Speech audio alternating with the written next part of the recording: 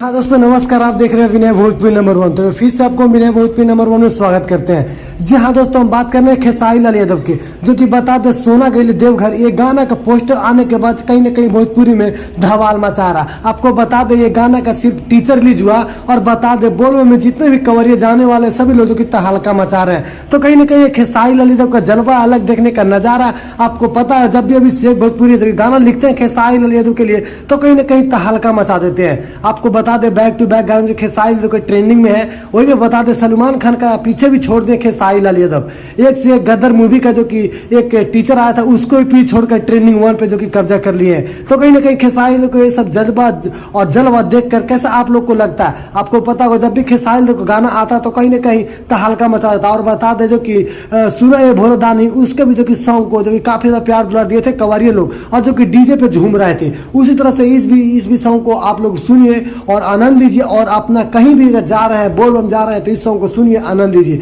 क्योंकि ये DJ song है और डीजे सॉन्ग भाई खेसारी लाल को जब भी आता तो कहीं ना कहीं धमाल मचा देता है। तो ये खबर सुनकर आपको कैसा लगा? और आप खेसारी लाल यादव का खबर सुनना चाहते हैं तो इस चैनल को सब्सक्राइब करें और वीडियो को लाइक करें, शेयर करें। चलिए फिर मिलते हैं अगले वीडियो में, तब तक के लिए जय हिंद, जय भोजपुरी।